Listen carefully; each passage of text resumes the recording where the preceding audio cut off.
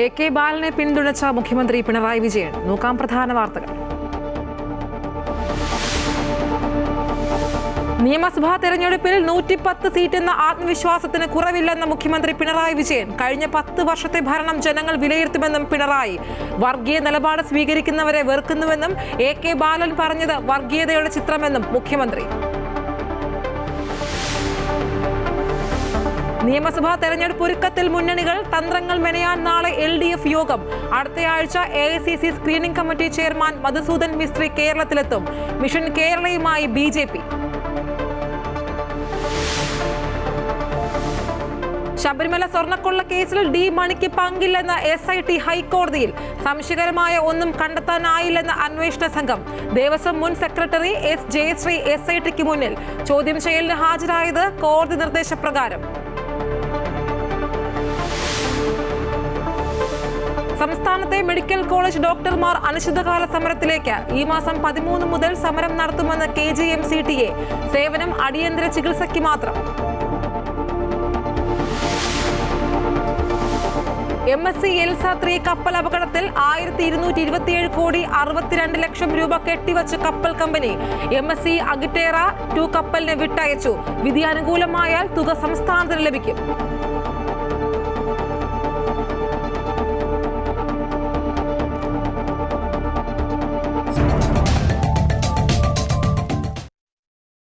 മുഖ്യമന്ത്രിയുടെ വാർത്താ സമ്മേളനം തുടരുകയാണ്. അതിലേക്ക്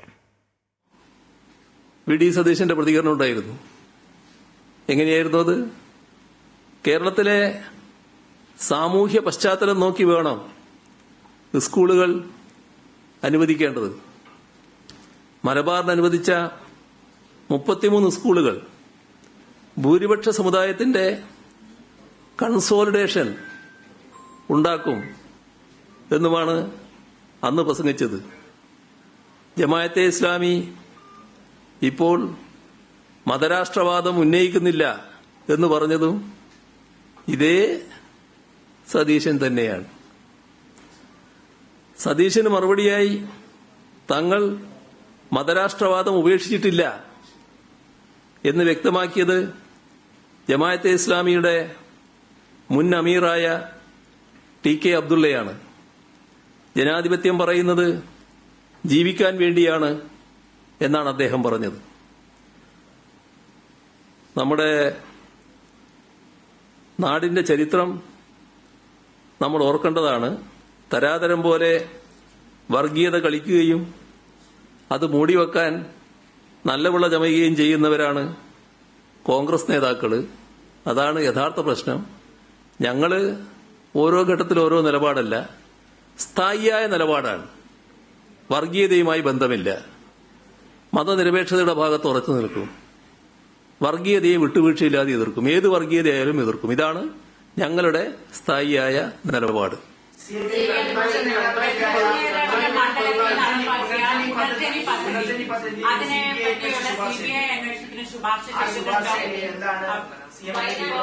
CBIക്ക് വിടാതിരിക്കുന്നത് കോൺഗ്രസ് എടുക്കുന്നതുകൊണ്ടാണോ? അതല്ല അതോ CM പ്രതിപക്ഷ നേതാവ് പറഞ്ഞത് ഈ CBI അന്വേഷണത്തിന് വിടാൻ സാധ്യതയുണ്ടെന്നുള്ള വാർത്തകൾ വന്നപ്പോൾ ഞാൻ പേടിച്ചു പോയി എന്ന് സർക്കാരിനോടും മുഖ്യമന്ത്രിയോടും പറഞ്ഞേക്ക് എന്നായിരുന്നു അദ്ദേഹത്തിന്റെ പ്രതികരണം. അത് ഇടക്കിടക്ക് പറയുന്നതായിട്ട് കേടുന്നുണ്ട്. എന്താ എന്താ അതുകൊണ്ട് ഉദ്ദേശിക്കുന്നത്? എന്താ അതെയാ? അപ്പൊ ഏതായാലും അതിന്റെ നിയമപരമായ കാര്യങ്ങൾ പരിശോധിക്കുക എന്നുള്ളത് മാത്രമേ ഉള്ളൂ. ഇപ്പൊ അതിനെപ്പറ്റിയൊന്നും പ്രത്യേകിച്ച് പറയാനില്ല. നമ്മുടെ സമയം ഏകദേശം കഴിഞ്ഞിരിക്കുകയാണല്ലോ. എല്ലാം വിടുകയോ എന്നുള്ളതല്ല പ്രശ്നം. അതിന്റെ നിയമപരമായ പരിശോധനകൾ നടക്കണ്ടേ? ആ പരിശോധനകൾ നടക്കട്ടെ. എന്നിട്ട്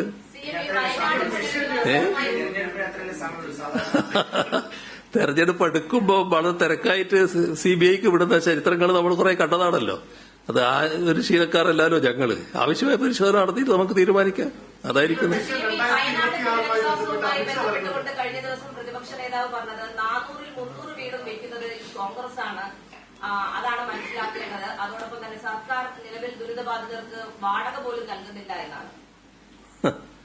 ഇപ്പൊ ഞാൻ സമയം കഴിഞ്ഞതുകൊണ്ട് ഞാൻ വിശദമായിട്ട് പറയുന്നില്ല. നമുക്ക് ഇനിയും വീണ്ടും പറയാലോ. പക്ഷെ ഒരു കാര്യം വ്യക്തമാക്കാം. ഇവിടെ കോൺഗ്രസിന്റേതായി ഏതെങ്കിലും വീടുകൾ പണിയാൻ ആരംഭിച്ചു എന്നുള്ളത് ഇതേവരെ ശ്രദ്ധയിൽപ്പെട്ടിട്ടില്ല. അത് ഉണ്ടെങ്കിൽ അദ്ദേഹം പറയുന്നത് നല്ലതാണ്. കർണാടക സർക്കാർ മാത്രമല്ല, നിരവധി സംസ്ഥാന സർക്കാരുകൾ, തമിഴ്നാട്, ആന്ധ്ര, അങ്ങനെയുള്ള വിവിധ സർക്കാരുകൾ നമുക്ക് ഫണ്ട് നൽകിയിട്ടുണ്ട്. അത് അവിടെയുള്ള പുനരധിവാസത്തിന് വേണ്ടി ഉപയോഗിക്കാനുള്ളതാണ്. അതെല്ലാം സംസ്ഥാന സർക്കാരുകൾ ചെയ്യുന്നതാണ്. അതിലേതെങ്കിലും ഒരു സർക്കാർ കോൺഗ്രസ് നേതൃത്വത്തിലുള്ളതാണ് എന്നുള്ളത് കൊണ്ട് കോൺഗ്രസ് പാർട്ടിയുടെ ഫണ്ടായിട്ട് അതിനെ കണക്കാക്കാൻ പറ്റില്ല. അത് സംസ്ഥാനം തരുന്ന ഫണ്ടായിട്ട് മാത്രമേ കണക്കാക്കാൻ പറ്റൂ. ഏതായാലും ഇവിടെ കോൺഗ്രസ് പ്രഖ്യാപിച്ച വീടുകളുമായി ബന്ധപ്പെട്ട് ഒരു വീടും ഇതേവരെ പണി ആരംഭിച്ചതായി കണ്ടിട്ടില്ല. യൂത്ത് കോൺഗ്രസും ഉടനെ പ്രാവർത്തികമാക്കുമെന്ന് പറഞ്ഞിരുന്നു. അതും ഇതേവരെ കണ്ടിട്ടില്ല. അതേസമയം മറ്റൊരു യുവജന സംഘടനയായ ഡിവൈഎഫ്ഐ അവര് 100 വീട് പൂർത്തിയാക്കാനുള്ള പണം നേരത്തെ തന്നെ സർക്കാരിനെ ഏൽപ്പിച്ചിട്ടുണ്ട്. അതൊക്കെ പരസ്യമായി പറഞ്ഞ കാര്യങ്ങളാണ്. ബാക്കി കാര്യങ്ങൾ നമുക്ക് അടുത്ത ഘട്ടത്തിൽ കാണാം. അതാ അല്ല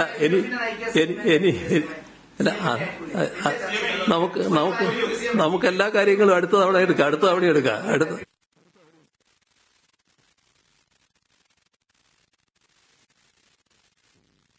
വളരെ വിശദമായൊരു വാർത്താ സമ്മേളനമായിരുന്നു. 1 മണിക്കൂർ പിന്നിട്ട് വാർത്താ സമ്മേളനം. അതിൽ വെനസ്വേലയെ പറ്റിയും അതുപോലെ തന്നെ AK ബാലനെ പിന്തുണച്ചും കൂടാതെ UDF-നെതിരെ രൂക്ഷമായ വിമർശനം ഉന്നയിച്ചും BJP-ക്കെതിരെ ആഞ്ഞടിച്ചുകൊണ്ടായിരുന്നു മുഖ്യമന്ത്രി പിണറായി വിജയൻ സംസാരിച്ചത്. അതിലേറ്റവും പ്രസക്തമായ ഭാഗങ്ങളിലേക്ക് ഒന്നുകൂടി പോവുകയാണ്. അതായത് നിയമസഭാ തെരഞ്ഞെടുപ്പിൽ 110 സീറ്റ് എന്ന ആത്മവിശ്വാസത്തിന് കുറവില്ല എന്നാണ് മുഖ്യമന്ത്രി പിണറായി വിജയൻ പറയുന്നത്. കഴിഞ്ഞ 10 വർഷത്തെ ഭരണം ജനങ്ങൾ വിലയിരുത്തുമെന്നും അദ്ദേഹം പറഞ്ഞു. വർഗീയത നിലപാട് സ്വീകരിക്കുന്നവരെ വെറുക്കുന്നുവെന്നും AK ബാലൻ പറഞ്ഞത് വർഗീയതയുടെ ചിത്രമെന്നും മുഖ്യമന്ത്രി വ്യക്തമാക്കി. ഈ വർഗീയ ശക്തികൾ കേരളം വിട്ടുപോയിട്ടില്ലെന്നും പക്ഷേ അവർക്ക് അഴിഞ്ഞാടാൻ കഴിയുന്നില്ല എന്നും പിണറായി വിജയൻ കൂട്ടിച്ചേർത്തു. 5 വർഷത്തെ അനുഭവങ്ങൾ മാത്രമല്ല, കഴിഞ്ഞ 10 വർഷക്കാലത്തെ അനുഭവം, അത് ആളുകൾ വിലയിരുത്തുമ്പോൾ 10 വർഷം മുൻപുള്ള കേരളത്തിന്റെ അവസ്ഥ സ്വാഭാവികമായി അവരുടെ മനസ്സിലേക്ക് വരും. ആ താരതമ്യം അത് വലിയ തോതിൽ സ്വാധീനിക്കുന്ന ഒന്നാണ്. അത് പരിശോധിക്കുന്ന ഏതൊരാൾക്കും LDF-ന്റെ ഗ്രാഫ് വലിയ തോതിൽ ഉയരുന്നതിനിടയാക്കും എന്നതാണ് കാണാൻ കഴിയുക. ഇപ്പോ നമ്മുടെ സംസ്ഥാനം പല കാര്യങ്ങൾ നേടിയ നേട്ടങ്ങളുണ്ടല്ലോ. അതിലൊന്ന് അഴിമതി ഏറ്റവും കുറഞ്ഞ നാട് എന്ന പ്രത്യേകത നമ്മുടെ നാട് നേടിയിട്ടുണ്ട്. രാജ്യത്ത് വ്യാപകമായി അഴിമതി നിലനിൽക്കുന്നുണ്ട്. എന്നാൽ അതിൽ നിന്ന് വ്യത്യസ്തമായി അഴിമതി ഏറ്റവും കുറഞ്ഞ സംസ്ഥാനം കേരളമാണ് എന്ന് ഔദ്യോഗികമായിട്ട് തന്നെ അംഗീകരിക്കുന്നു. ഇത് കണക്കാണ്. പക്ഷേ നമ്മുടെ നാടിന്റെ അനുഭവങ്ങളുണ്ടല്ലോ, ആ നാടിന്റെ അനുഭവത്തിൽ ഓരോ ആൾക്കും അവരവരുടേതായ അനുഭവങ്ങളുണ്ട്. നേരത്തെ അനുഭവിച്ച കാര്യങ്ങളുടെ ഓർമ്മകളുണ്ട്. ഇപ്പോ കേരളത്തില് ഏതെങ്കിലും ഒരു പോസ്റ്റിൽ ആരെങ്കിലും നിയമിക്കുന്നത് ആരെങ്കിലും കൈക്കൂലി കൊടുക്കേണ്ടതായി വരുന്നുണ്ടോ ഇന്നത്തെ കാലത്ത്? ഇത് ഈ കാലത്തിന്റെ പ്രത്യേകതയാണ്. എന്നാൽ അതായിരുന്നോ പഴയകാലം? പഴയകാലത്ത് പലതിലും ചില തരത്തിലുള്ള റേറ്റുകൾ നിശ്ചയിച്ചിരുന്നല്ലോ. ആ കാലമേ മാറിപ്പോയില്ലേ? അത് കാലത്തിന്റെ മാറ്റം കൊണ്ട് മാത്രം സംഭവിച്ചതാണോ?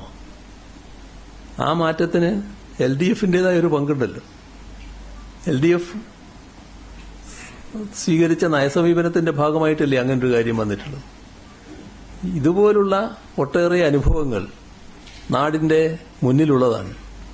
നമ്മുടെ നാട്ടിലെ ഓരോ രംഗവും എടുത്തു പരിശോധിച്ചാൽ അത് കാണാൻ കഴിയല്ലോ. വിദ്യാഭ്യാസ രംഗം, ആരോഗ്യരംഗം, ഇതിലൊക്കെ അത്ഭുതാവഹമായ മാറ്റങ്ങളിലേ ഉണ്ടായിട്ടുള്ളത്.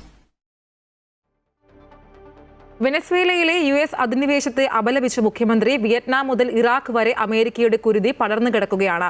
ജപ്പാന്റെയും വിയറ്റ്നാമിന്റെയും വരും തലമുറയെയും വേട്ടയാടുന്നുവെന്നും ഇതാണ് ഏറ്റവും ഒടുവിൽ വെനസ്വേലയിൽ കണ്ടതെന്നും മുഖ്യമന്ത്രി പറഞ്ഞു.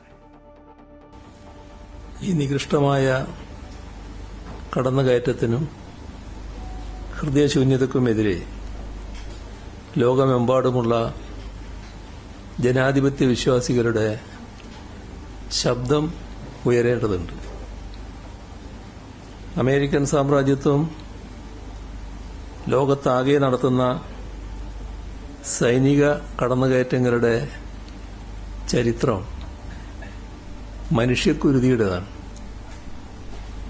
വിയറ്റ്നാം മുതൽ ഇറാഖ് വരെയും സിറിയ മുതൽ ലിബിയ വരെയും ലാറ്റിൻ അമേരിക്ക ആകെയും ആ രക്തം ചിതറിക്കിടക്കുന്നു. തങ്ങളുടെ സാമ്പത്തിക രാഷ്ട്രീയ താൽപര്യങ്ങൾ സംരക്ഷിക്കാൻ ലക്ഷക്കണക്കിന് നിരപരാധികളെയാണ് അമേരിക്ക കൊന്നൊടുക്കിയത്. എന്തായാലും വാർത്താ സമ്മേളനത്തിന്റെ വിശദാംശങ്ങളുമായി അൺഫിൽഡ് ഡിസൂസ ചേരുകയാണ്. അൺഫിൽഡ് 1 മണിക്കൂറിലേറെ നീണ്ടു നിന്നൊരു വാർത്താ സമ്മേളനം. അതിൽ തീരെ പ്രകോപിതനാവാതെ എല്ലാ ചോദ്യങ്ങൾക്കും അദ്ദേഹം ഉത്തരം പറയുന്നത് കണ്ടു. അതിൽ ഏറ്റവും എടുത്തു പറയേണ്ട ഒരു കാര്യം AK ബാലനെ കൈവിടാതെ അദ്ദേഹത്തെ പിന്തുണച്ചുകൊണ്ടായിരുന്നു മുഖ്യമന്ത്രിയുടെ പ്രതികരണം. അതായത് ഒരു ബാലൻസ്ഡ് ആയ ഒരു പ്രതികരണം അല്ലേ? നിയമസഭാ തെരഞ്ഞെടുപ്പിൽ 110 സീറ്റ് എന്ന ആത്മവിശ്വാസത്തിന് കുറവില്ല എന്നാണ് മുഖ്യമന്ത്രി പിണറായി വിജയൻ വാർത്താ സമ്മേളനത്തിൽ വ്യക്തമാക്കിയത്. കഴിഞ്ഞ 10 വർഷത്തെ ഭരണം ജനങ്ങൾ വിലയിരുത്തുമെന്നും അദ്ദേഹം പറയുകയുണ്ടായി. ഈ വർഗീയ നിലപാട് സ്വീകരിക്കുന്നവരെ വെറുക്കുന്നുവെന്നും AK ബാലൻ പറഞ്ഞത് വർഗീയതയുടെ ചിത്രം മാത്രമാണെന്നും മുഖ്യമന്ത്രി വ്യക്തമാക്കുകയുണ്ടായി. അതായത് AK ബാലനെ കൈവിടാതെ അദ്ദേഹം ചേർത്ത് നിർത്തുന്നതാണ് വാർത്താ സമ്മേളനത്തിൽ കാണാൻ കഴിഞ്ഞത്. കൂടാതെ വർഗീയ ശക്തികൾ കേരളം വിട്ടു പോയിട്ടില്ല എന്നും പക്ഷേ അവർ കഴിഞ്ഞാടാൻ കഴിയുന്നില്ല എന്നും പിണറായി വിജയൻ കൂട്ടിച്ചേർക്കുകയുണ്ടായി. കൂടാതെ ഈ ഒരു വാർത്താ സമ്മേളനത്തിൽ ആദ്യം അദ്ദേഹം പറഞ്ഞത് വെനസ്വേലയെ പറ്റിയായിരുന്നു. ഈ US അധിനിവേശത്തെ അദ്ദേഹം അപലപിക്കുകയും ചെയ്തു. ഇപ്പോൾ ഈ വാർത്തയുടെ വിശദാംശങ്ങളുമായി അൺഫിൽഡ് ഡിസൂസ ചേരുകയാണ്. അൺഫിൽഡ്, ഈ ഒരു വാർത്താ സമ്മേളനം 1 മണിക്കൂർ നീണ്ടുപോയ ഒന്നാണ്. ഒട്ടും പ്രകോപിതനാവാതെ എല്ലാ ചോദ്യങ്ങൾക്കും അദ്ദേഹം ഉത്തരം പറയുകയുണ്ടായി. അതിലേറ്റവും ശ്രദ്ധേയമായ ഒരു കാര്യം AK ബാലനെ കൈവിടാതെ അദ്ദേഹത്തെ പിന്തുണച്ചുകൊണ്ടായിരുന്നു പിണറായി വിജയൻ സംസാരിച്ചത്. അതായത് ഒരു ബാലൻസ്ഡ് ആയ ഒരു പ്രതികരണമായിരുന്നു ഉണ്ടായിരുന്നത് അല്ലേ?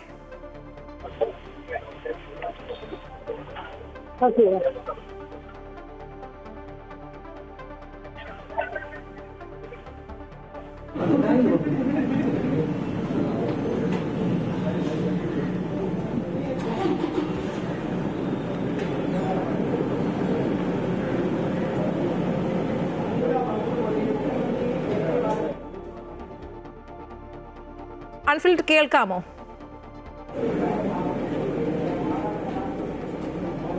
ഐശ്വര്യ, തീർച്ചയായും ചോദ്യം ഒന്ന് ആവർത്തിക്കാമോ? അതെ ആൻഫീൽഡ്, ഈ തെരഞ്ഞെടുപ്പ് തന്ത്രങ്ങൾ മെനഞ്ഞു തുടങ്ങിയിരിക്കുകയാണ് ഇടതുമുന്നണി. ഇപ്പോൾ അത് മുഖ്യമന്ത്രിയുടെ വാർത്താ സമ്മേളനത്തിലും വ്യക്തമാണ്. അതാണ് AK ബാലനെ പിന്തുണച്ചുകൊണ്ട് മുഖ്യമന്ത്രി രംഗത്ത് വരികയും ചെയ്തു. അതായത് AK ബാലന്റെ കാര്യം പറയുകയാണെങ്കിൽ അദ്ദേഹത്തെ പിന്തുണച്ചുകൊണ്ട് ഒരു ബാലൻസ്ഡ് ആയ ഒരു പ്രതികരണമല്ലേ മുഖ്യമന്ത്രി നടത്തിയത്?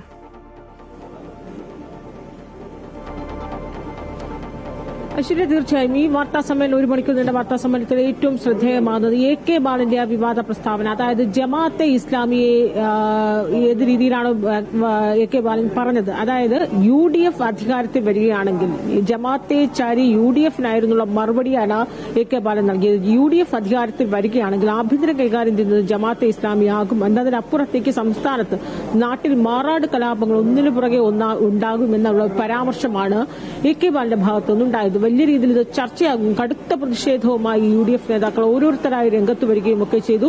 മാത്രമല്ല പാലക്കാട് ജില്ലാ കമ്മിറ്റിയിൽ പോലും AK ബാലനെതിരായ വിമർശനമാണ് ഉണ്ടായത്. AK ബാലൻ വാതുറക്കുകയാണെങ്കിൽ ഉള്ള വോട്ട് കൂടി നഷ്ടമാകുമെന്ന രീതിയിലൊക്കെ പാലക്കാട് CPM നേതൃത്വത്തിൽ നിന്ന് തന്നെ ജില്ലാ കമ്മിറ്റിയിൽ നിന്ന് തന്നെ വലിയ രീതിയിൽ വിമർശനവും ഒക്കെ ഉണ്ടായ ഒരു സാഹചര്യത്തിലാണ് മുഖ്യമന്ത്രിയുടെ ഒരു ഔദ്യോഗിക പ്രതികരണം എന്ന നിലയിൽ മുഖ്യമന്ത്രി AK ബാലനെ തള്ളിപ്പറയാൻ തയ്യാറായില്ല എന്നു മാത്രമല്ല AK ബാലൻ പറഞ്ഞതിനെ കൃത്യമായി എന്തുകൊണ്ട് AK ബാലൻ അത് പറയേണ്ടി വന്ന ഒരു രാഷ്ട്രീയ സാഹചര്യത്തിൽ മുമ്പ് കേരളത്തിൽ ഉണ്ടായിരുന്ന ഒരു രാഷ്ട്രീയ സാഹചര്യം എങ്ങനെയായിരുന്നു എന്നത് ഉദാഹരണങ്ങൾ എടുത്തു പറഞ്ഞ് AK ബാലന്റെ പ്രസ്താവനയെ മുഖ്യമന്ത്രി ന്യായീകരിക്കുകയാണുണ്ടായത്. അതായത് മാറാട് കലാപങ്ങൾ ജമാഅത്തെ ഇസ്ലാമി അല്ലെങ്കിൽ UDF അധികാരത്തിൽ വരുമ്പോൾ ജമാഅത്തെ ഇസ്ലാമിയുമായി കൂട്ടുകൂടുമെന്നും അങ്ങനെ വരുമ്പോൾ ആഭ്യന്തരം അവർ തന്നെയാകും ഭരിക്കുക, കൈകാര്യം ചെയ്യുക, ഈ നാട്ടിലെ വർഗീയതകളും വർഗീയ കലാപങ്ങളും ഒക്കെ ഒന്നിനു പുറകെ ഒന്നായി ഉണ്ടാകുമെന്നൊരർത്ഥത്തിലായിരുന്നു AK ബാലൻ പറഞ്ഞത്. എന്തുകൊണ്ട് അങ്ങനെ പറഞ്ഞു എന്നത് മുഖ്യമന്ത്രി പറയുകയാണ്. പണ്ട് മാറാട് കലാപം ഉണ്ടായ സമയത്ത് അന്ന് മുഖ്യമന്ത്രിയായിരുന്ന എ കെ ആന്റണിക്ക് അവിടെ സന്ദർശിക്കാനായി പോകുമ്പോൾ കൂടെ ഉണ്ടായിരുന്നത് പി കെ കുഞ്ഞാലിക്കുട്ടി, മന്ത്രിയായ കുഞ്ഞാലിക്കുട്ടിയായിരുന്നു. എന്നാൽ കുഞ്ഞാലിക്കുട്ടിയെ അവിടെ സന്ദർശിക്കാൻ RSS അനുവദിച്ചില്ല. കുഞ്ഞാലിക്കുട്ടി ഇല്ലെങ്കിൽ മാത്രം കയറാമെന്നൊരു സാഹചര്യം ഉണ്ടായിരുന്നതും ഒടുവിൽ ആശുപത്രി സന്ദർശിക്കാൻ RSSകാരുടെ അനുവാദം ചോദിച്ചു എന്നുള്ള സാഹചര്യമൊക്കെ നമുക്ക് ഓർമ്മയുണ്ടാകുമല്ലോ എന്ന് അക്കാര്യത്തിൽ ആ സമയത്തുണ്ടായതൊക്കെ ചൂണ്ടിക്കാട്ടുക. എന്നാൽ അന്ന് പാർട്ടി സെക്രട്ടറി ആയിരുന്നു ഒരു താൻ ആരുടെ അനുവാദം വാങ്ങാതെ അവിടെ ചെന്നു. അപ്പോൾ എന്ത് ഇത്തരത്തിലുള്ള വർഗീയ കക്ഷികൾ, അത് വർഗീയ പാർട്ടികൾ, അത് ഭൂരിപക്ഷ വർഗീയതയായാലും ന്യൂനപക്ഷ വർഗീയതയായാലും ആ വർഗീയ പാർട്ടികളുടെ നിലപാടിനൊപ്പം എന്നും നിൽക്കുന്ന, അല്ലെങ്കിൽ അവരുടെ മേൽ അവരുടെ ആശയങ്ങൾക്ക് അവരുടെ നിലപാടിനും മുട്ടുകുത്തുന്ന ഒരു നിലപാടാണ് UDF സർക്കാർ എല്ലാ കാലത്തും സ്വീകരിച്ചിട്ടുള്ളത്. എന്നാൽ അതിൽ നിന്ന് വ്യത്യസ്തമാണ് ഇടതുമുന്നണി സർക്കാർ. ഇടതുമുന്നണി സർക്കാർ നാട്ടിൽ കേരളം ഭരിച്ച ഈ 10 വർഷത്തിൽ കേരളത്തിൽ എവിടെയാണ് വർഗീയ സംഘർഷങ്ങളും കലാപങ്ങളും ഉണ്ടായിട്ടുള്ളത് എന്നൊരു ചോദ്യം മുഖ്യമന്ത്രി ചോദിക്കുകയാണ്. മാത്രമല്ല, ആ വർഗീയ ശക്തികൾ കേരളം വിട്ടു പോയിട്ടില്ല. അവർ ഇപ്പോഴും ഇവിടെ തന്നെയുണ്ട്. എന്തുകൊണ്ട് അവർ തലപൊക്കുന്നില്ല, അല്ലെങ്കിൽ അവർ അഴിഞ്ഞാടാതിരിക്കുന്നത് അവർക്ക് പറ്റിയ മണ്ണല്ല, അല്ലെങ്കിൽ ഇവിടെ ഭരിക്കുന്നത് ഇടതുമുന്നണി സർക്കാർ ആയതുകൊണ്ടാണ്. എന്നാൽ മറിച്ച് UDF ആണ് അധികാരത്തിൽ വരുന്നതെങ്കിൽ ഈ വർഗീയ ശക്തികളൊക്കെ തലപൊക്കു തന്നെ ചെയ്യും. കാരണം UDFന് അവരെ ചേർത്ത് നിർത്താനുള്ള കെൽപ്പില്ല എന്നും അവരുടെ മുന്നിൽ അടിയറോ വെച്ചിട്ടുള്ള ഒരു നിലപാടും ഒരു രാഷ്ട്രീയ സമീപനവുമാണ് UDF എല്ലാ കാലത്തും സ്വീകരിച്ചിട്ടുള്ളത് എന്ന് മുഖ്യമന്ത്രി ഉദാഹരണ സഹിതം പറയുകയാണ്. അതായത് UDF അധികാരത്തിൽ വരികയാണ്, കൃത്യമായ ഒരു രാഷ്ട്രീയ അജണ്ട തന്നെയാണ് മുഖ്യമന്ത്രി ഇതിലൂടെ പറയുന്നത്. AK ബാലൻ എന്താണോ പറഞ്ഞത് അത് കൃത്യമായി AK ബാലന്റെ മാത്രം ഒരു സ്വരമല്ല എന്ന് ഇപ്പോൾ മുഖ്യമന്ത്രി അത് സാധൂകരിച്ച് പറയുന്നത് കൂടി വ്യക്തത വരികയാണ്. എന്താണോ CPM ഈ തെരഞ്ഞെടുപ്പിൽ പ്രധാനമായി UDFനെതിരെ ആയുധമാക്കാൻ ശ്രമിക്കുന്നത് ഏതാണോ അത് ഈ പാലക്കാട് ഉപതെരഞ്ഞെടുപ്പ് നടന്ന സമയം മുതൽ നമുക്കറിയാം. ജമാഅത്തെ വോട്ടുകൾ പൂർണ്ണമായും ജമാഅത്തയുടെയും വെൽഫെയർ പാർട്ടിയുടെയൊക്കെ വോട്ടുകൾ അവരുമായി കൂട്ടുകൂടിയാണ് UDF അവിടെ ഒരു മികച്ച വിജയം നേടിയെന്നൊരു ആരോപണം അന്നു മുതൽ തന്നെ UDFനെ ചാർത്തി കൊടുക്കുകയാണ് LDF ചെയ്തിരിക്കുന്നത്. അതിന്റെ ഒരു ബാക്കി പത്രം എന്ന രീതിയിൽ തന്നെയാണ് ഇപ്പോൾ ഈ വാർത്താ സമ്മേളനത്തിൽ മുഖ്യമന്ത്രി AK ബാലനെ ഒരു ഘട്ടത്തിൽ പോലും തള്ളുന്നില്ല. അതുമാത്രമല്ല, AK ബാലന്റെ പ്രസ്താവന ഏത് സാഹചര്യത്തിലാണെന്ന് മുഖ്യമന്ത്രി അടിവരയിട്ടത് സ്ഥാപിക്കുക കൂടി ചെയ്യുകയാണ്. മുമ്പ് VD സതീശൻ ഈ അഞ്ചാം മന്ത്രി സീറ്റിനെ കുറിച്ച് ഉണ്ടായൊരു സാഹചര്യത്തിൽ പണ്ട് VD സതീശൻ രാഷ്ട്രീയമായ അപക്വതയാണ് എന്നൊരു പരസ്യമായി പറഞ്ഞതുപോലും ഇന്ന് മുഖ്യമന്ത്രി ഒരു വേളയിൽ പറയുകയാണ്. അതായത് അന്ന് ലീഗ് ഉൾപ്പെടെയുള്ള എല്ലാ സാമുദായിക പാർട്ടികളുടെ സംഘടനകളുമായി പല ഘട്ടത്തിൽ UDFന് വിട്ടുവീഴ്ച ചെയ്യേണ്ടി വന്നു. അതിന്റെ ഒരു രാഷ്ട്രീയ സാഹചര്യമായി ഇപ്പോൾ ഉണ്ടായിരിക്കുന്നത്. ആ സമയത്തുണ്ടായ സാഹചര്യം എന്തുകൊണ്ടൊരു വർഗീയ പാർട്ടികൾക്ക് അടിപ്പെടേണ്ടി വരുന്നത് UDFന്റെ ഓരോ നിലപാടും എടുത്തു പറഞ്ഞുകൊണ്ടാണ് AK ബാലന്റെ പ്രസ്താവനയെ മുഖ്യമന്ത്രി ന്യായീകരിച്ച് സംസാരിച്ചത്. ഐശ്വര്യ.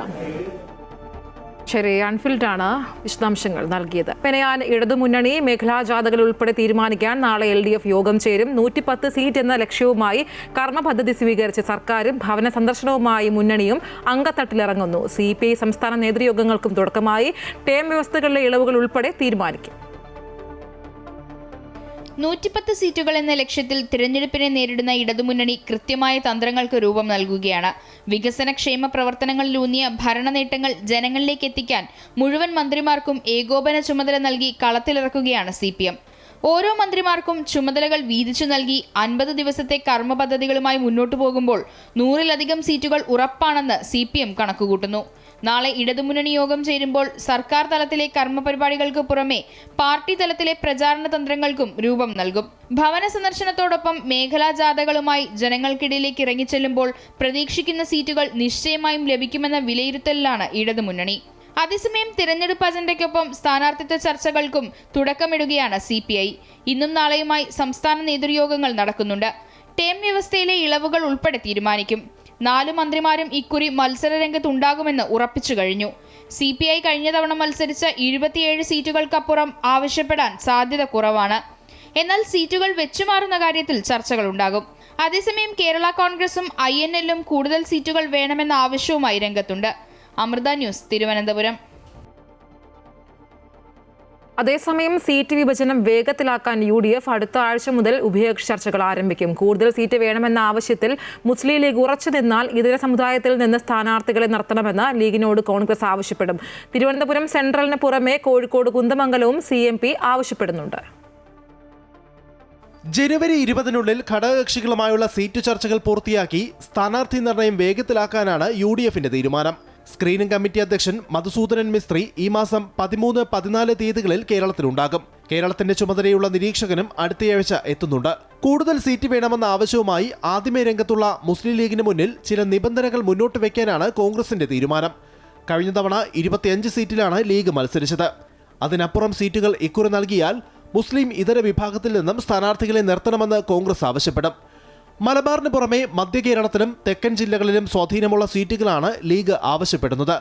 2 സീറ്റുകൾ വേണമെന്ന ആവശ്യവുമായി ഇത്തവണ CMPയും രംഗത്തുണ്ട്. തിരുവനന്തപുരം സെൻട്രലും കോഴിക്കോട് കുന്ദമംഗലവുമാണ് CMP ആവശ്യപ്പെടുന്നത്. മുൻപ് 3 സീറ്റുകളിൽ മത്സരിച്ചിരുന്ന CMP 2016 മുതൽ ഒറ്റ സീറ്റിൽ ഒതുങ്ങിയിരുന്നു. എന്നാൽ ഇത്തവണ 2 സീറ്റ് വേണമെന്നും തിരുവനന്തപുരം സെൻട്രൽ ലഭിച്ചില്ല എങ്കിൽ മത്സരരംഗത്ത് ഉണ്ടാകില്ല എന്നും CP ജോൺ കോൺഗ്രസ് നേതൃത്വത്തെ അറിയിച്ചു. അതേസമയം RSP ആകട്ടെ 5 സീറ്റിൽ കൂടുതൽ ആവശ്യപ്പെടുന്നില്ല എങ്കിലും ജയസാധ്യതയുള്ള സീറ്റുകൾ വേണമെന്ന നിലപാടിൽ ഉറച്ചു നിൽക്കുകയാണ്.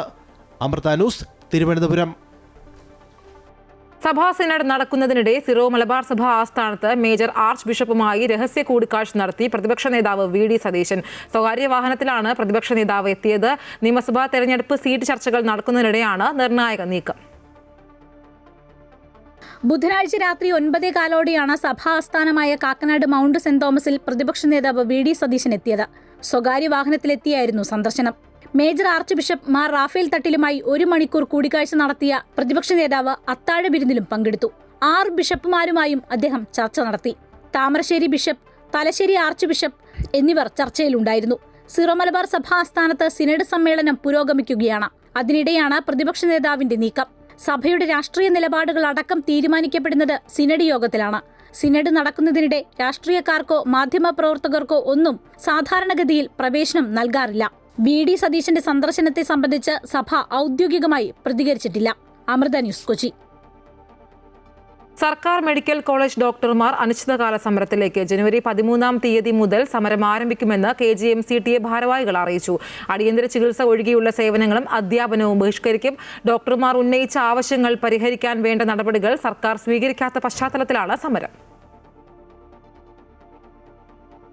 ജനുവരി 13 ചൊവ്വാഴ്ച മുതൽ ഡോക്ടർമാർ അനിശ്ചിതകാലത്തേക്ക് സമരം തുടങ്ങുന്നതോടെ അടിയന്തര ചികിത്സ ഒഴികെയുള്ളവയെല്ലാം മുടങ്ങും. മെഡിക്കൽ കോളേജിലെ അധ്യാപനവും തുടർന്ന് അടിയന്തരമല്ലാത്ത ചികിത്സകളും നിർത്തിവെക്കാനാണ് സംഘടനയുടെ തീരുമാനം. അവശ്യ ആരോഗ്യ സേവനങ്ങളായ casualty, labour room, ICU, IP ചികിത്സ, മറ്റ് അടിയന്തര ചികിത്സകൾ, അടിയന്തര ശസ്ത്രക്രിയകൾ, പോസ്റ്റ്മോർട്ടം പരിശോധന എന്നിവയെ സമരത്തിൽ നിന്നും ഒഴിവാക്കിയിട്ടുണ്ട്. ജനുവരി 19 സെക്രട്ടേറിയറ്റ് ധർണയും നടത്തും. ശമ്പള പരിഷ്കരണ ഉത്തരവിലെ അപാകതകൾ പരിഹരിക്കുക, ശമ്പള DA കുടിശ്ശികകൾ നൽകുക, താൽക്കാലിക കൂട്ട സ്ഥലം മാറ്റങ്ങൾ ഒഴിവാക്കുക, ആവശ്യത്തിന് തസ്തികകൾ സൃഷ്ടിക്കുക തുടങ്ങി വിവിധ ആവശ്യങ്ങൾ ഉന്നയിച്ചാണ് സമരം.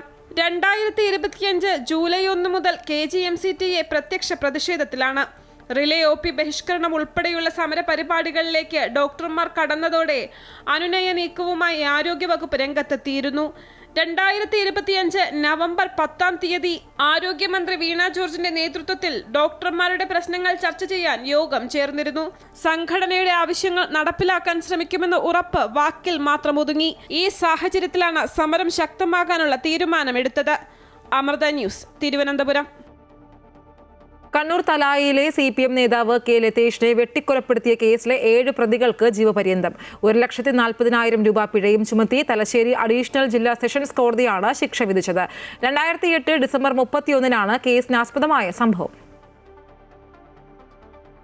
കൊലപാതകത്തിൽ നേരിട്ട് പങ്കെടുത്ത RSS BJP പ്രവർത്തകരായ P Sumit, KK Prajeesh Babu, B Nitin, K Sanal, സ്മിജോഷ്, Sajeesh, V Jayesh എന്നിവരെയാണ് തലശ്ശേരി അഡീഷണൽ ജില്ലാ സെഷൻസ് കോടതി ശിക്ഷിച്ചത്. 4 വകുപ്പുകളിലായി 35 വർഷം തടവ് ശിക്ഷയാണ് കോടതി വിധിച്ചത്. പ്രതികൾക്ക് 1,40,000 രൂപ പിഴയും ചുമത്തി. അതേസമയം 9 മുതൽ 12 വരെ പ്രതികളായ K Santhosh Kumar, B Sarath, EK Saneesh, BJP നേതാവും നഗരസഭ മുൻ കൗൺസിലറുമായ കുന്നുംപുറത്ത് അജേഷ് എന്നിവരെ വെറുതെ വിട്ടു. 8ാം പ്രതി തലായിലെ K അജിത്ത് സംഭവശേഷം മരിച്ചു. 2008 ഡിസംബർ 31 വൈകിട്ട് 5:30 ആയുധങ്ങളുമായി എത്തിയ സംഘം ബോംബെറിഞ്ഞ് ഭീതി പരത്തിയ ശേഷം ലതേഷിനെ പിന്തുടർന്ന് ക്രൂരമായി ആക്രമിക്കുകയായിരുന്നു. സുഹൃത്തിന്റെ വീട്ടിലേക്ക് ഓടിക്കയറിയ ലതേഷിനെ പ്രതികൾ വെട്ടിക്കൊല്ലുകയായിരുന്നു. ലതേഷിന്റെ സുഹൃത്തിനും ആക്രമണത്തിൽ പരിക്കേറ്റിരുന്നു. അമൃത ന്യൂസ്, കണ്ണൂർ. ശബരിമല സ്വർണ്ണക്കൊള്ള കേസിൽ നിന്ന് D മണിയെ ഒഴിവാക്കിയ SIT. D മണിക്ക് സ്വർണ്ണക്കൊള്ളയുമായി ബന്ധമില്ല എന്ന് SIT ഹൈക്കോടതിയിൽ സമർപ്പിച്ച റിപ്പോർട്ടിൽ പരാമർശം. മണിയിൽ നിന്നും സംശയകരമായ ഒന്നും കണ്ടെത്താനായില്ലെന്നാണ് SIT അറിയിച്ചത്. ശബരിമല സ്വർണ്ണക്കൊള്ളയുമായി ബന്ധപ്പെട്ട് അന്വേഷണം നേരിട്ട തമിഴ്നാട് വ്യവസായി ഡി മണിക്കെതിരെ ഉയർന്ന ആരോപണങ്ങൾ സ്ഥിരീകരിക്കുന്ന തെളിവുകൾ ലഭിച്ചിട്ടില്ലെന്ന് SIT പറയുന്നു. മണിയുടെ തമിഴ്നാട്ടിലെ കേന്ദ്രങ്ങളിൽ SIT പരിശോധന നടത്തിയിരുന്നു. കേസുമായി ബന്ധപ്പെട്ട് മണിയെ 2 വട്ടം SIT ചോദ്യം ചെയ്തു. തമിഴ്നാട്ടിലെത്തിയും തിരുവനന്തപുരത്തെ ഓഫീസിലേക്ക് വിളിച്ചു വരുത്തിയുമായിരുന്നു ചോദ്യം ചെയ്യൽ. 2 തവണ മണി തിരുവനന്തപുരത്ത് എത്തിയിരുന്നു. മരണാനന്തര ചടങ്ങുകൾക്കും തിരുവല്ലത്തെ ക്ഷേത്ര ദർശനത്തിനുമായാണ് മണി തിരുവനന്തപുരത്ത് വന്നത്. ഇതല്ലാത്ത കാര്യങ്ങൾക്കോ ശബരിമല തട്ടിപ്പുമായോ മണിയുടെ സന്ദർശനങ്ങൾക്ക് ബന്ധം കണ്ടെത്താനായിട്ടില്ലെന്ന് SIT കോടതിയെ അറിയിച്ചു. മണിക്കെതിരെയുള്ള മറ്റ് കേസുകൾക്കൊന്നും ശബരിമല കൊള്ളയുമായി ബന്ധമില്ലെന്നും SIT അറിയിച്ചു. സ്വർണ്ണക്കൊള്ളയുമായി ബന്ധപ്പെട്ട് പ്രവാസി വ്യവസായി നൽകിയ മൊഴികളുടെ അടിസ്ഥാനത്തിലാണ് SIT ഡി മണി എന്ന ഡിണ്ടിഗൽ മണിക്കെതിരെ വിശദമായ അന്വേഷണം നടത്തിയത്. വിവരങ്ങൾ നൽകിയ വ്യവസായി വിദേശത്തായതിനാൽ അദ്ദേഹത്തിൽ നിന്ന് കൂടുതൽ വിവരങ്ങൾ തേടാൻ അന്വേഷണ സംഘത്തിന് കഴിഞ്ഞിട്ടില്ല. അമൃത ന്യൂസ്, കൊച്ചി. ശബരിമല സ്വർണ്ണക്കൊള്ളയുമായി ബന്ധപ്പെട്ട കേസിൽ തിരുവിതാംകൂർ ദേവസ്വം ബോർഡ് മുൻ സെക്രട്ടറി S. ജയശ്രീ അന്വേഷണ സംഘത്തിന് മുന്നിൽ ഹാജരായി. തിരുവനന്തപുരം ഈഞ്ചക്കലിലുള്ള ക്രൈംബ്രാഞ്ച് ഓഫീസിലാണ് ചോദ്യം ചെയ്യലിനായി എത്തിയത്. ചോദ്യം ചെയ്യൽ നാളെയും തുടരും. ശബരിമലയിലെ ദ്വാരപാലക പാളികൾ കടത്തിയ സംഭവത്തിന് പിന്നിലെ ഗൂഢാലോചനയിൽ ജയശ്രീക്ക് വ്യക്തമായ പങ്കുണ്ടെന്നാണ് പ്രത്യേക അന്വേഷണ സംഘത്തിന്റെ നിഗമനം. ഇതിന്റെ അടിസ്ഥാനത്തിൽ കൂടുതൽ വിവരങ്ങൾ ശേഖരിക്കുന്നതിനും തെളിവുകൾ വ്യക്തമാക്കുന്നതിനുമാണ് അന്വേഷണ സംഘം ജയശ്രീയെ ചോദ്യം ചെയ്യലിന് വിളിപ്പിച്ചത്. 2019 ദേവസ്വം ബോർഡ് സെക്രട്ടറിയായിരുന്നു S. ജയശ്രീ. ദേവസ്വം ബോർഡ് തീരുമാനം ജയശ്രീ തിരുത്തിയതായി SIT കണ്ടെത്തിയിരുന്നു. സുപ്രീം കോടതി ജയശ്രീയുടെ അറസ്റ്റ് തടഞ്ഞിരുന്നു. അന്വേഷണവുമായി സഹകരിക്കണമെന്ന് സുപ്രീം കോടതി ജയശ്രീക്ക് നിർദ്ദേശവും നൽകിയിരുന്നു. ഇതിനെ തുടർന്നാണ് ജയശ്രീ ഇന്ന് അന്വേഷണ സംഘത്തിന് മുന്നിൽ ഹാജരായത്. രാവിലെ 10:00 ആരംഭിച്ച ചോദ്യം ചെയ്യൽ ഉച്ചയ്ക്ക് 12 മണി വരെ നീണ്ടു. നാളെയും ചോദ്യം ചെയ്യൽ തുടരും. ശബരിമലയുമായി ബന്ധപ്പെട്ട നിർണായകമായ പല രേഖകളും വസ്തുക്കളും കടത്തിയതിൽ ജയശ്രീയുടെ അറിവോ സമ്മതമോ ഉണ്ടായിട്ടുണ്ടോ എന്നാണ് SIT പ്രധാനമായും പരിശോധിക്കുന്നത്. അമൃത ന്യൂസ്, തിരുവനന്തപുരം. നടിയെ ആക്രമിച്ച കേസിൽ വിചാരണ കോടതി ജഡ്ജിക്കെതിരെ സർക്കാരിന് നിയമോപദേശം. ഡയറക്ടർ ജനറൽ ഓഫ് പ്രോസിക്യൂഷനാണ് ഗുരുതര പരാമർശങ്ങളുമായി നിയമോപദേശം നൽകിയത്. മെമ്മറി കാർഡ് ചോർന്നതിൽ സംശയനിഴലിലായ ജഡ്ജി വിധി പറയാൻ അർഹയല്ല എന്നാണ് പരാമർശം. നടിയെ ആക്രമിച്ച കേസിൽ വിചാരണ കോടതിക്കും ജഡ്ജിക്കുമെതിരെ ഗൗരവമേറിയ ആരോപണങ്ങളാണ് പ്രോസിക്യൂഷൻ ഡയറക്ടർ ജനറലിന്റെ നിയമോപദേശത്തിലുള്ളത്. ദിലീപിനെതിരായ തെളിവുകൾ പക്ഷപാതപരമായി തള്ളിയെന്ന് പ്രോസിക്യൂഷൻ DGയുടെ നിയമോപദേശത്തിൽ പറയുന്നു. മെമ്മറി കാർഡ് ചോർന്ന കേസിൽ സംശയനിഴലിലാണ് വിചാരണ കോടതി ജഡ്ജിയെന്നും അതിനാൽ തന്നെ ജഡ്ജിക്ക് വിധി പറയാൻ അവകാശമില്ലെന്നുമാണ് നിയമോപദേശം. ദിലീപിനെ കുറ്റവിമുക്തനാക്കാൻ തയ്യാറാക്കിയതാണ് വിധിയെന്നും നടനെതിരെ സമർപ്പിച്ച തെളിവുകൾ പരിഗണിച്ചില്ലെന്നും പ്രോസിക്യൂഷൻ വിമർശനം ഉന്നയിക്കുന്നു. 2 തരം സമീപനമാണ് തെളിവുകൾ പരിശോധിക്കാൻ കോടതി സ്വീകരിച്ചത്. 1 മുതൽ 6 വരെ പ്രതികൾക്കെതിരെ കണ്ടെത്തിയ തെളിവുകൾ പോലും ദിലീപിനെതിരെ അംഗീകരിച്ചില്ലെന്നും കുറിപ്പിൽ ആരോപിക്കുന്നു. തെളിവ് നശിപ്പിക്കാൻ കൂടെ നിന്നെന്ന് തെളിഞ്ഞ ദിലീപിന്റെ അഭിഭാഷകരെ തുടരാൻ അനുവദിച്ചെന്നും ഉപദേശത്തിൽ പരാമർശമുണ്ട്. Special prosecutor V. അജയകുമാറിന്റെ കുറിപ്പും അപ്പീൽ നൽകാൻ തയ്യാറാക്കിയ നിയമോപദേശത്തിലുണ്ട്. ഗൂഢാലോചന കുറ്റം തെളിയിക്കാൻ പ്രോസിക്യൂഷന് കഴിഞ്ഞിട്ടില്ലെന്ന് ചൂണ്ടിക്കാട്ടിയാണ് 8ാം പ്രതിയായ ദിലീപിനെ വിചാരണ കോടതി വെറുതെ വിട്ടത്. അടുത്ത ആഴ്ചയ്ക്കുള്ളിൽ സർക്കാർ ഈ കേസിൽ അപ്പീൽ നൽകും. അമൃത ന്യൂസ്, കൊച്ചി.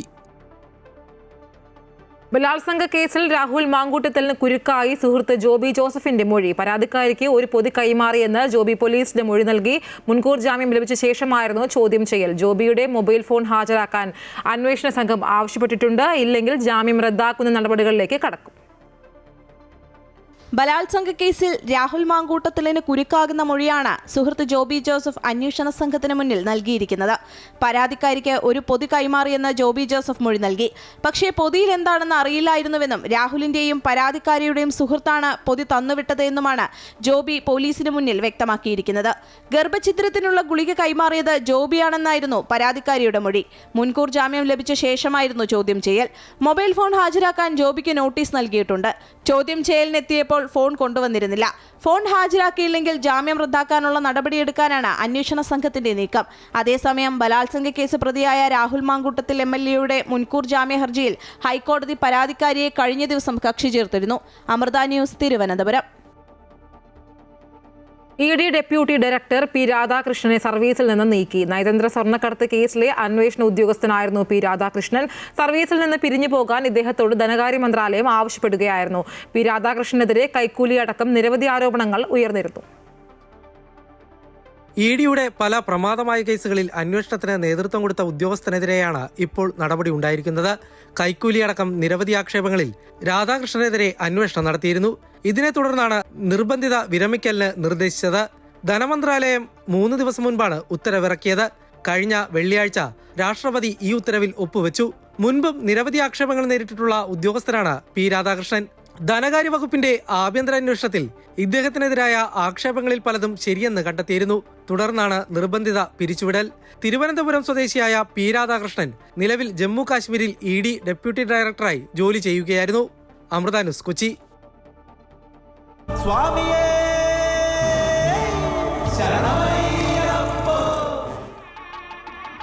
ശബരിമലയിൽ ഇപ്പോൾ ദീപാരാധനയുടെ സമയമാണ്. അതിലേക്ക്